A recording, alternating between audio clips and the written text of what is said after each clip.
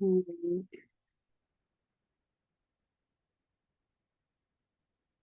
Just want to make sure that we are set up.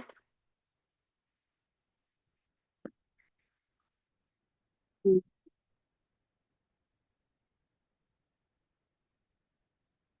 Just want to make sure that we are set up.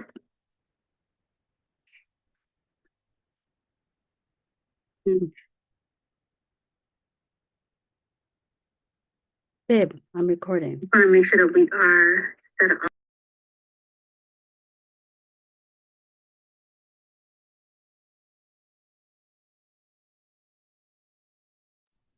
Babe, I'm recording. Just want to make sure that we are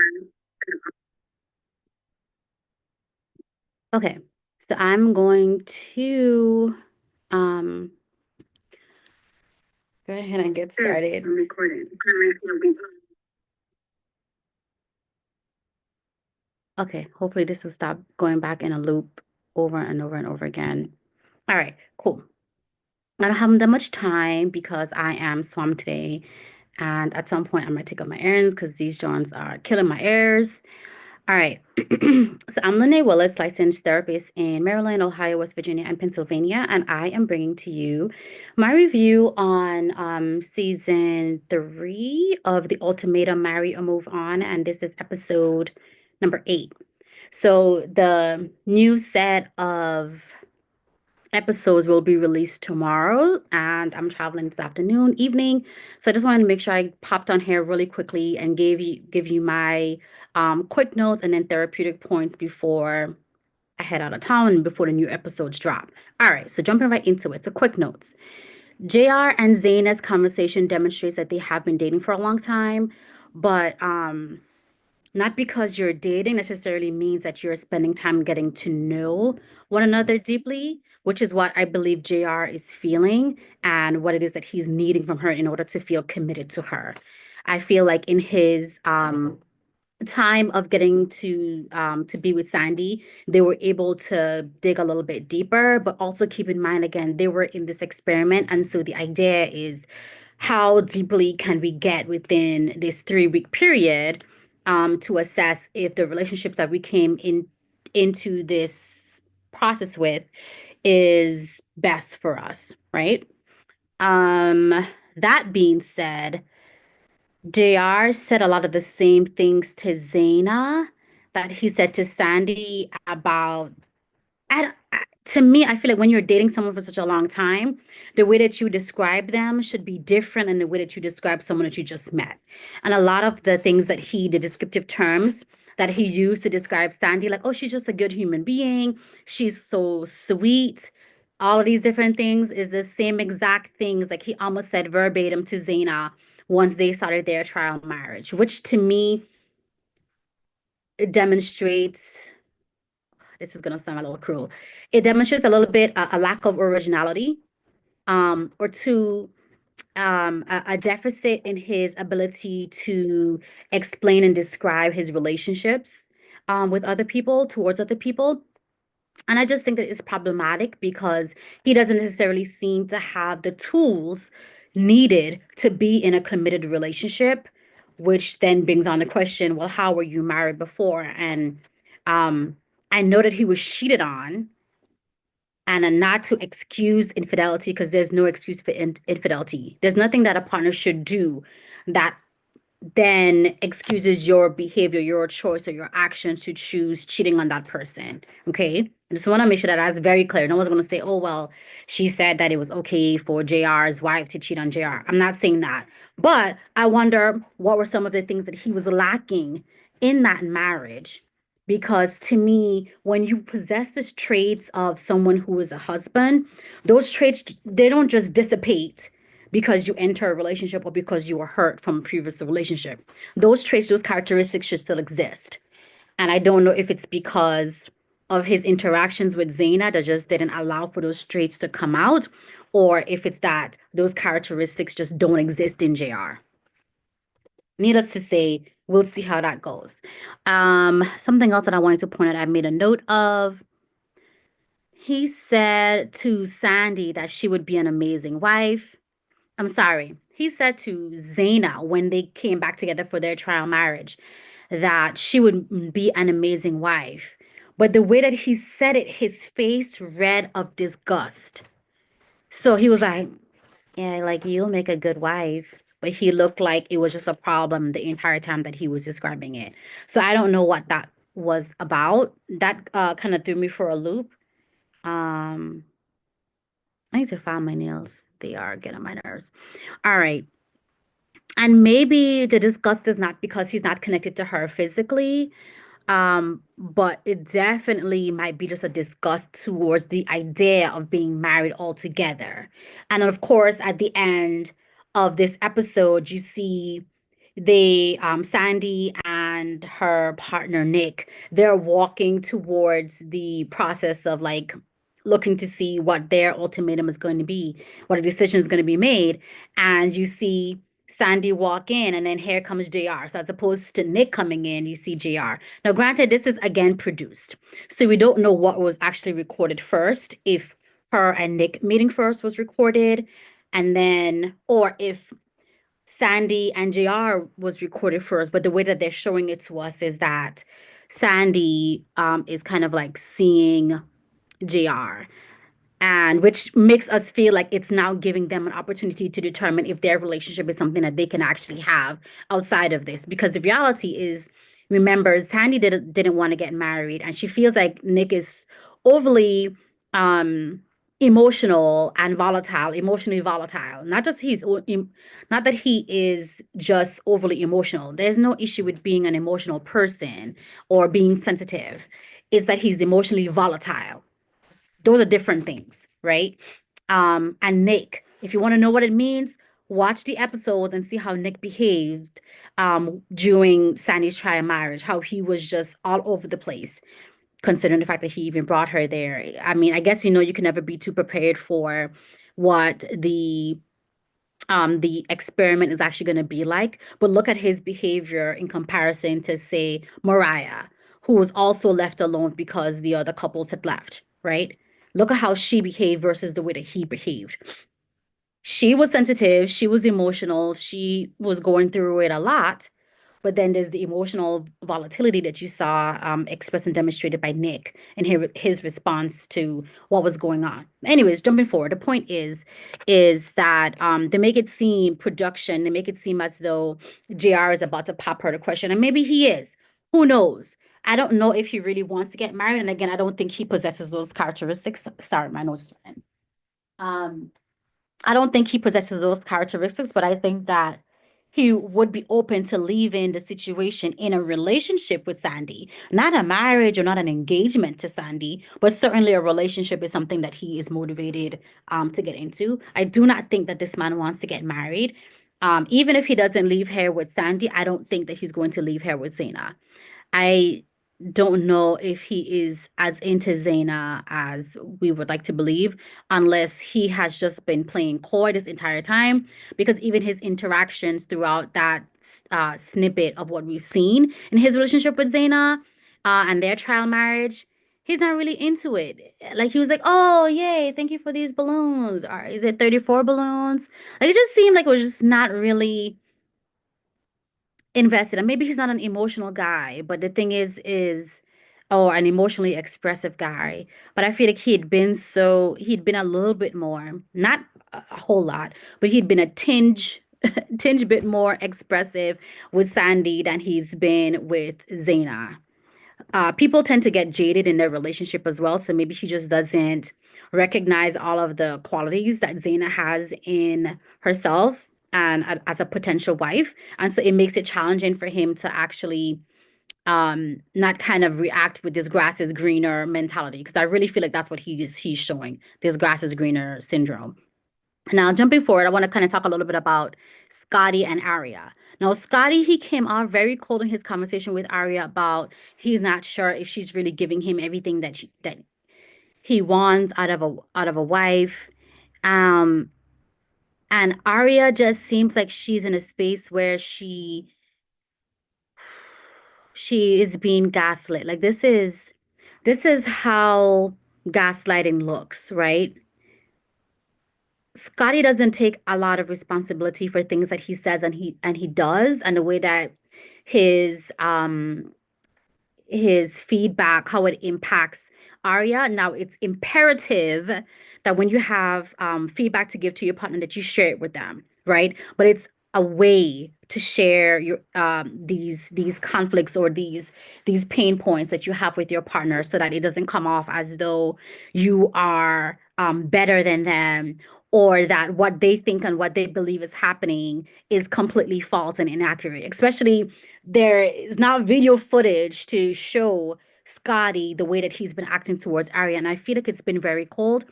Maybe it's just me, maybe I'm over analyzing it, but looking at their interaction, it seems like Arya is begging. It comes off at the end of the day where, and Arya is not even the kind of person to beg. So it's just strange to kind of see her in this state. But the way that she is with Scotty is very like, oh, I'm trying to show you, I'm trying to show you, I'm trying to give you, look, see, look.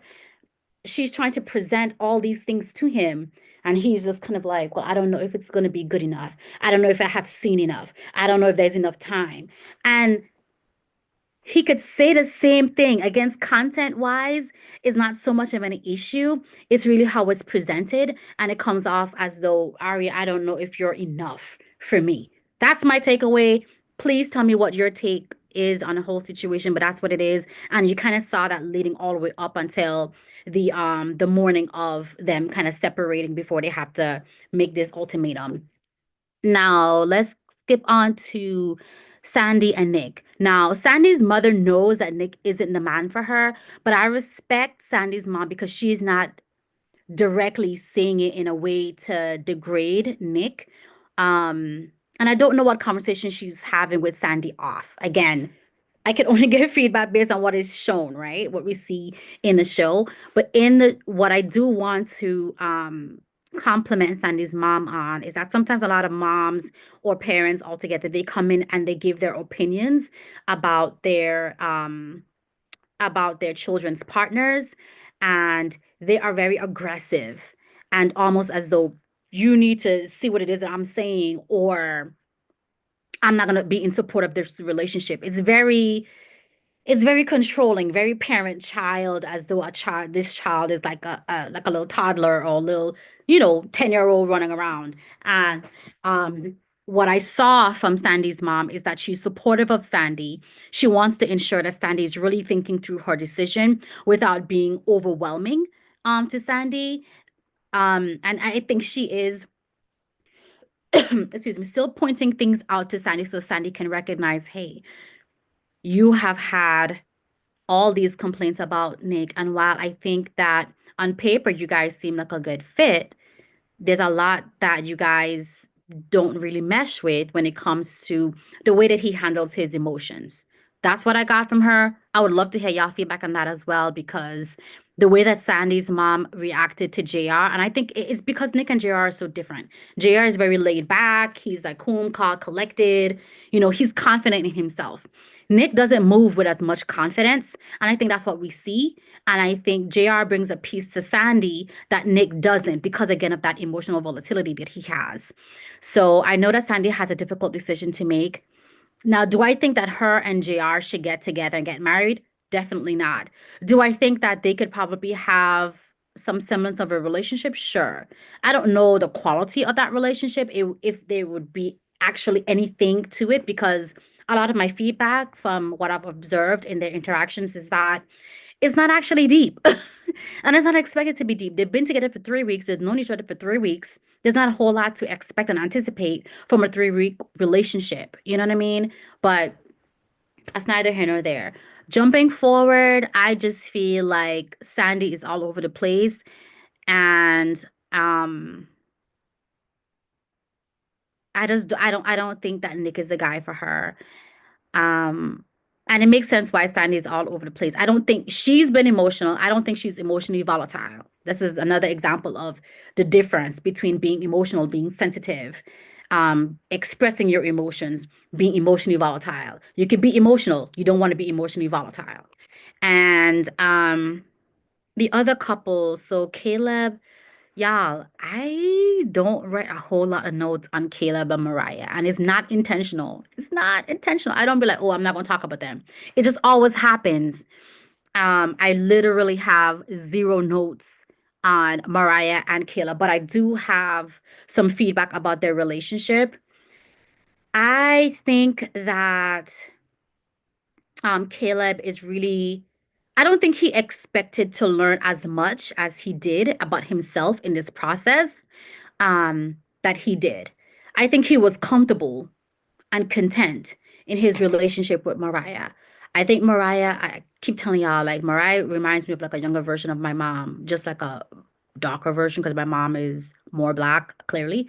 Um, but my mom is also Asian. So, but it's interesting to see how Caleb and Mariah are tackling their issues. Um, do I think that Mariah and Caleb are a good fit for each other? I think they're a good fit for each other, but I feel like there's a lot of push that Mariah gives and a lot of judgment that Mariah gives. Um, but she has in her mind, she has a place she wants to be in a relationship. She wants a there's a place that she's trying to get to in her relationship, and she just wants Caleb to get there. Now, I feel like if she was married to Caleb, that she probably wouldn't place so much pressure on him. She seems very sound. Otherwise, when you think about what she experienced and what Nick experienced, the way that she handled it versus the way Nick handled it, Nick being 30 something, her being what, 22, 24, something along those lines. I think she did a much better job of handling. So she's emotionally sound.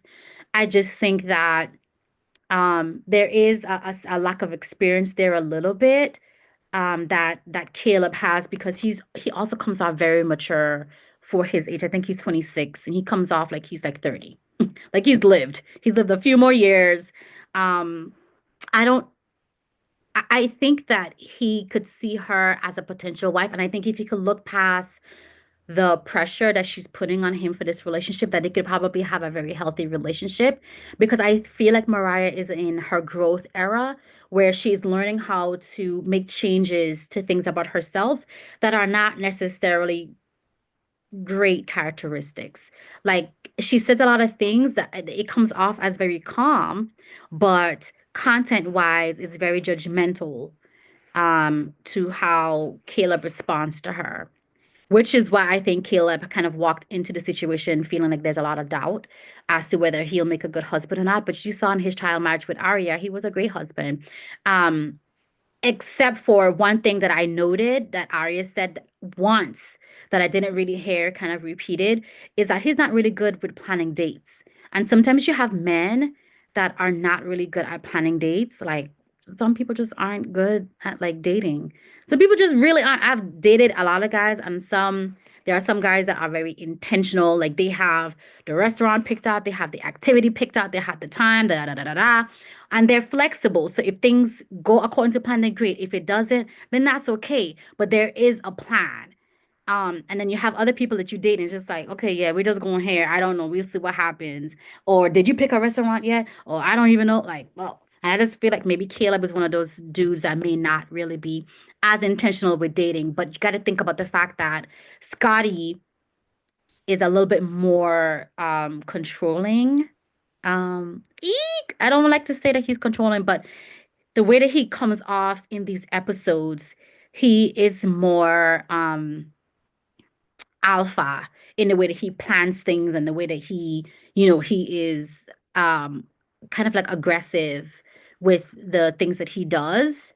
Almost in a I'm better than you tone. Look, I can do this better than you.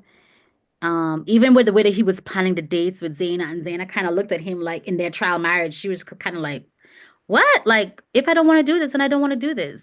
And he's like, well, I'm a great date planner. Like, I know how to plan dates. Like, okay, you could know how to plan dates, but you have to also know how to plan dates that fit the person that you're going on a date with. Not planning a date that just suits you and your needs. That's very selfish. But I digressed.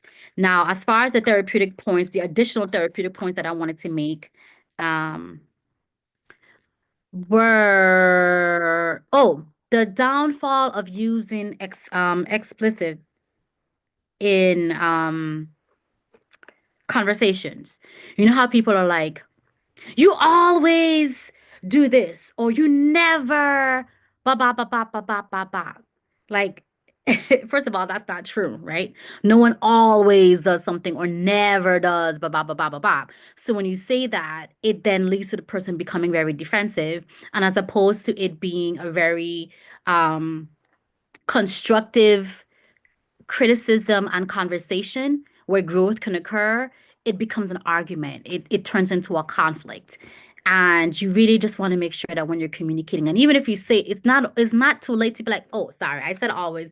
I didn't mean always because that's not true. I meant to say that oftentimes you do these things, or oftentimes I notice that this is done, or almost never, something along those terms. But you just kind of want to be careful about that. And then the other thing is just ensuring that you validate one another in a relationship. When someone does something that you like, validating and confirming that that's something that you like, because what happens is when the person stops doing it, you can't come back then and be like, oh, you don't do this to me or you don't do that for me. Really? I didn't know that you even liked it. I didn't even know that you cared. I didn't even know that you noticed that this thing was being done. So if this is something that you like, you can't come back and get mad at the fact that I don't do this thing for you anymore when all along I was doing it. You never give me any kind of kudos onto doing it. Clearly, if I'm doing something you have no response, you must not like it. You must not care about it. So I'm gonna stop. That's just behaviorally how we're going to relate to one another. I'm sure, like, there's this thing, my husband is sitting in the room, I'm gonna say it anyhow. I used to always make the bed and always fold his clothes. Now, I don't really do it like that because you don't care, right? And even oftentimes he'll be like, well, why are you making the bed up? You're gonna lay in it tonight anyway. Okay. But currently the bed is made. There's a bunch of stuff on it, including him. But that's just how I was raised, right? To make my bed up. And it's not to say that my husband is not a messy person. Let's also be clear on that. But I remember we were on a cruise and the person folded his clothes and he was like, "Oh wow, man, he folded my clothes. That's so cool." I was like, "I used to fold your clothes. You never acted like that. Where was all of that hype? Where was all of that energy?" You know what I'm saying? And so I just was like, "Okay, if it's something that you like, I'll do it. But if you don't give me that kind of energy, I'm not going to continue doing it because I'm going to think that you don't really care or it's not necessary. So stop giving this person all of this extra hype as though it's something so fantastic when I used to do it, you never gave me any kind of hype. And when I started doing it again, you never started to give me hype about it either. So let's bring that down.